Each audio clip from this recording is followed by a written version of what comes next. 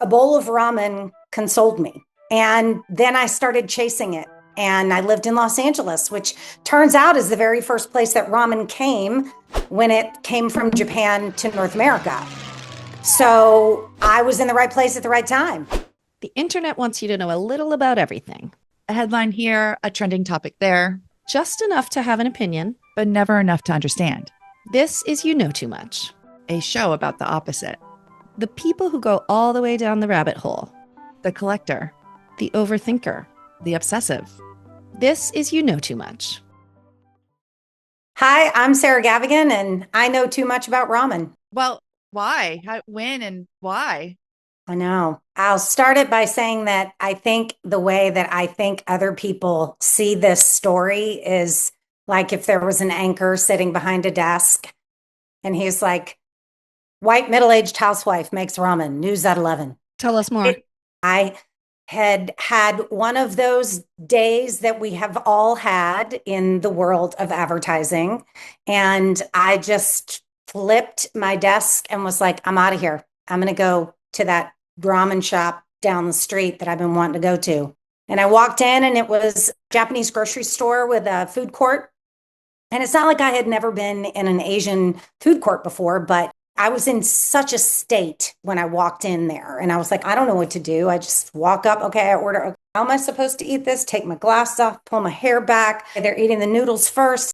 When I finally got into the bowl and then I came up for air, I was like, oh, I feel better. You were in LA? When was that? Yes. I was a music supervisor. So, you get that call at midnight to replace a track. You stay up all night, you work on it. It doesn't work out. They dismiss you in 2 seconds.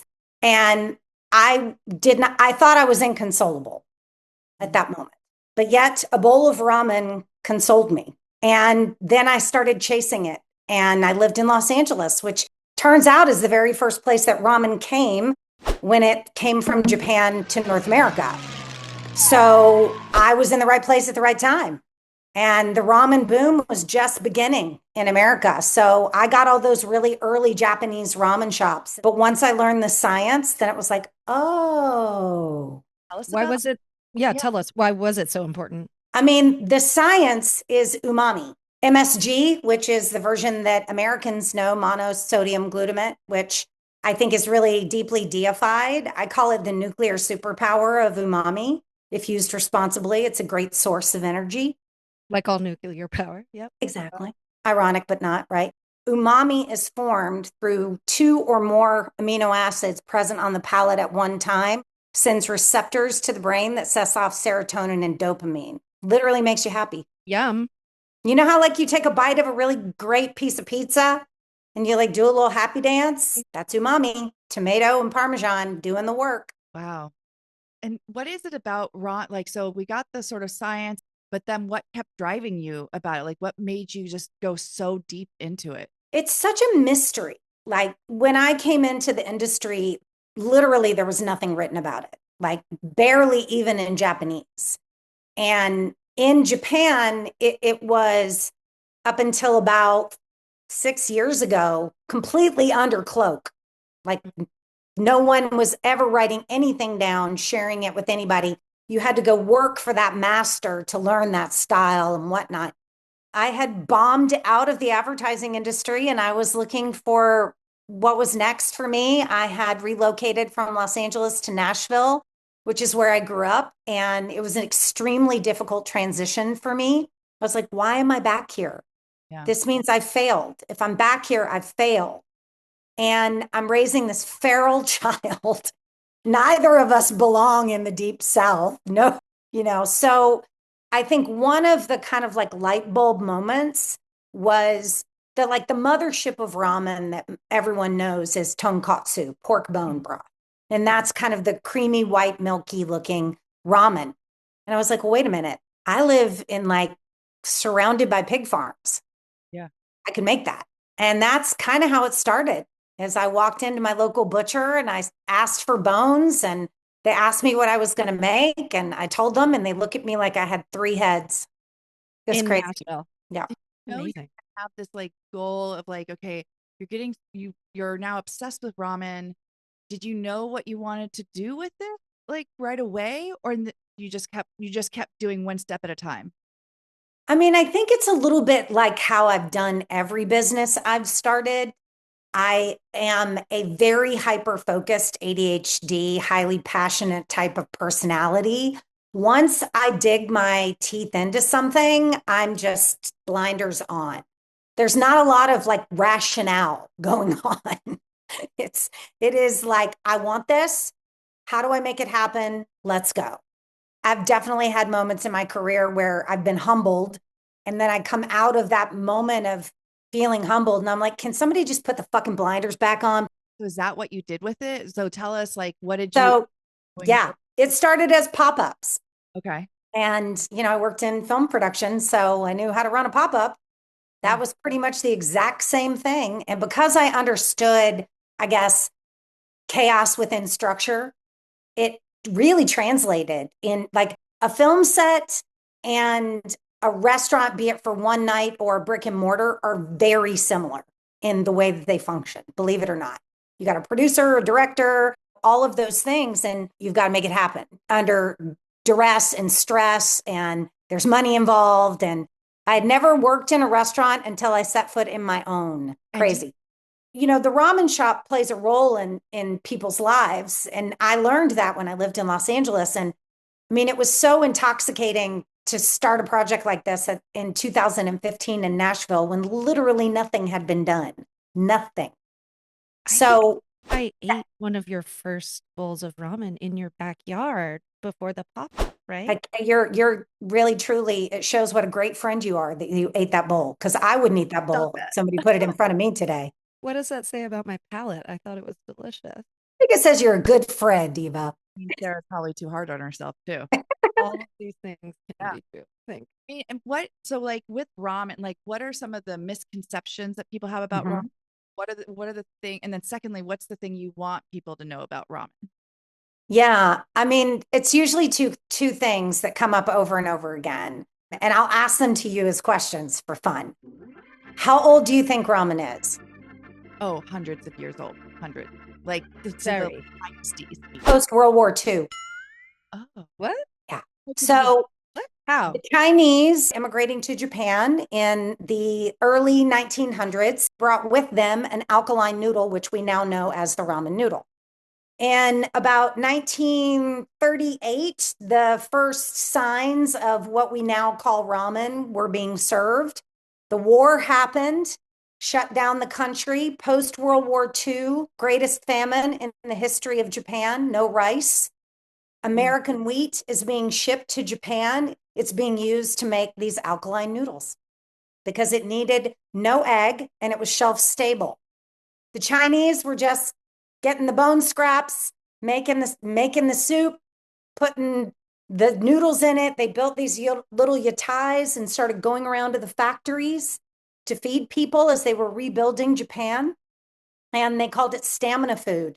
They said, and many Japanese say that, it's kind of thought of as the food that saved them. And it did not actually become popular with like the kids in Japan until the 80s. Oh, wow. So it's very new. And it's that's, I guess there's three things. That's number one. Number two is it's not a recipe, it's a cuisine. Like it is a whole world unto itself. And that kind of rolls into number three. What makes ramen ramen? Okay. Is it the broth? Is it the noodle? Is it the toppings? Is it the way it's put together? It's the noodle. In Japan, if the noodle does not have an alkaline in it, like a sodium bicarbonate, what we would think is like a baking soda, Yep. it cannot be called ramen. Really? Yep. So, you see people like quick 10-minute ramen recipe. That's not ramen. It's wrong.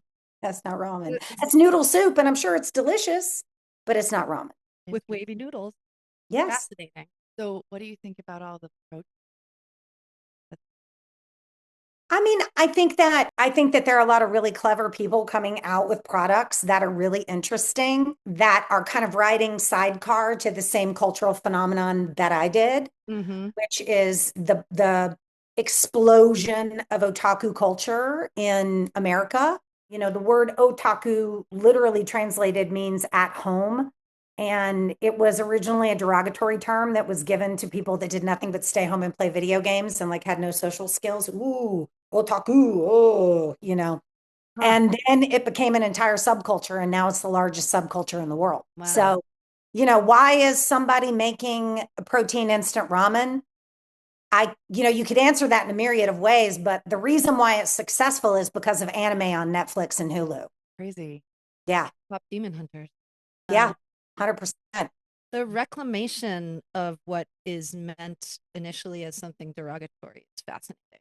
That's why I chose the word. Because when I read it as obsessed, like the ramen otaku, the ramen obsessed.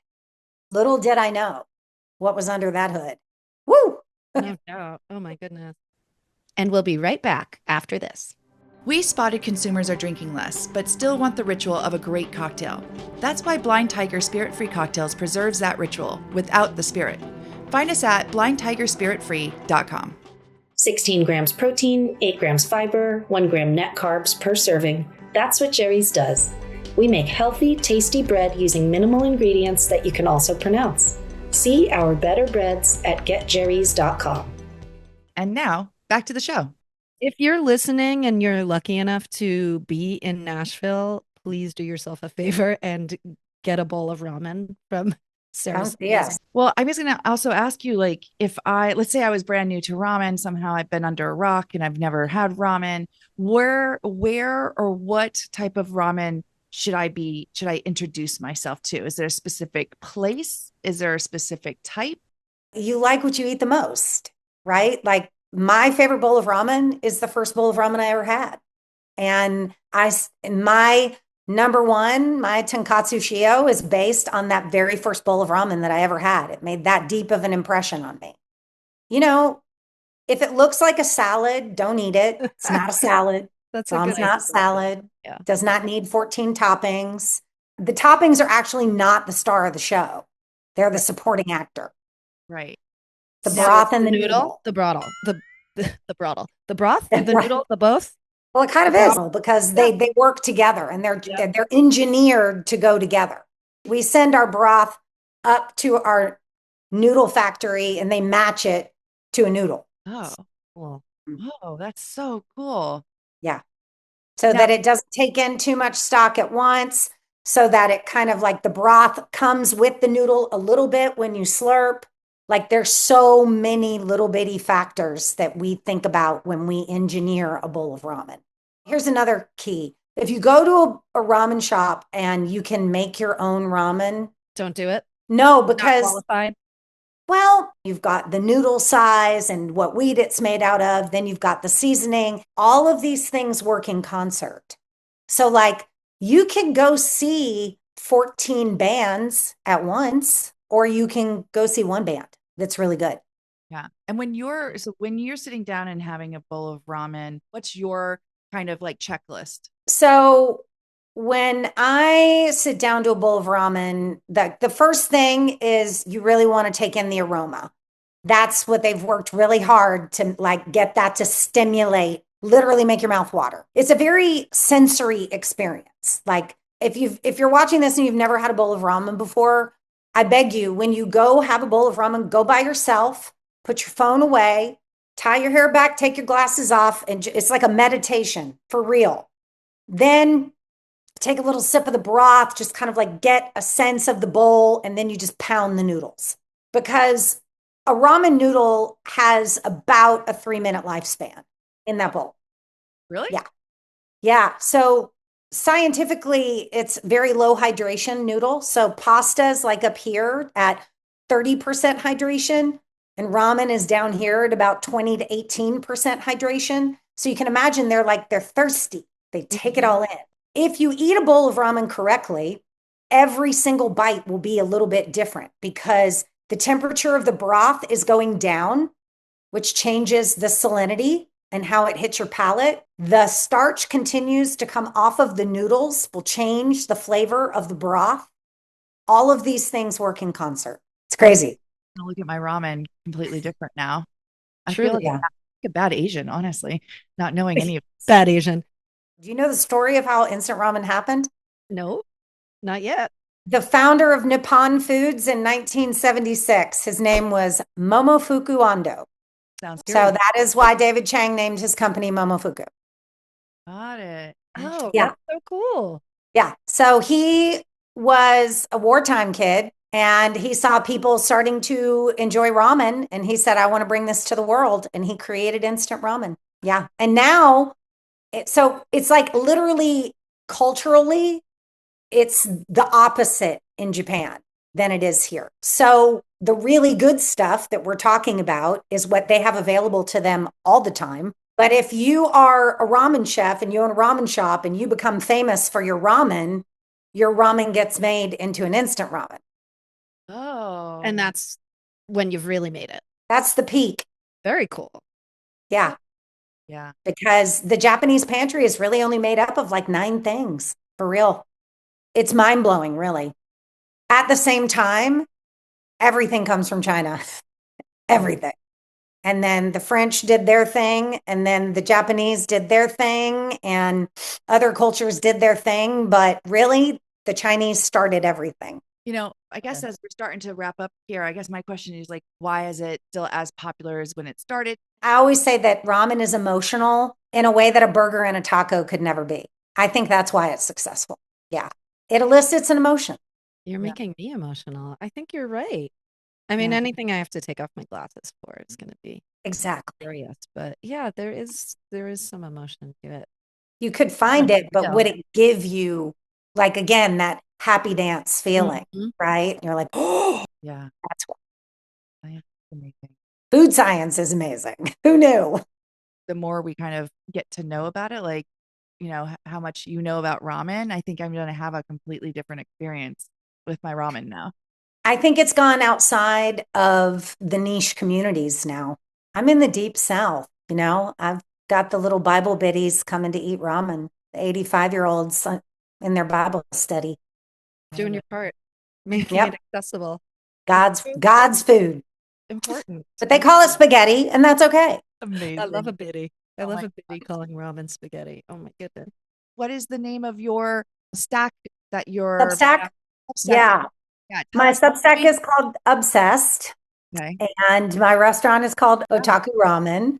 I have been to your restaurant in Nashville and it is absolutely delicious. Thanks. Yeah. There are just so many. It's maddening how many. I mean, there's 51,000 ramen shops in Japan. So crazy. There's 100,000 restaurants in New York City. I'm sorry. Say that again. 51,000 ramen shops. In Japan. And 10,000 of them are in Tokyo. Yeah. That's crazy. It's bonkers. Of course, I love ramen, but my absolute favorite dining experience in Japan is izakaya. Okay. It's the local neighborhood restaurants. Like izakaya is to Japan what like trattoria is to Italy, what tavern is to England. And it's where you actually hear Japanese people laugh and have fun. And like they let loose. On that note, Sarah, we're going to say thank you so much for teaching us about ramen and for you to know too much about ramen so that you can teach us about ramen. That's amazing. And it is something I've eaten my whole life and never known what you taught us today in the time that we've been with you. So I would just want to say I really appreciate you so much for that. Thanks. Glad to be here. That's all for today's episode of You Know Too Much, a podcast brought to you by Mavenverse, where brands and communities connect. A huge thank you to Sarah for sharing what she knows about ramen. And honestly, now we know too much too. If you enjoyed this conversation, please subscribe, leave us a review, and share it with someone who would love it. Explore more at youknowtoomuch.media. Follow us on Instagram and YouTube to keep the obsession going. See you next time. Thanks, Sarah. Thanks, Sarah.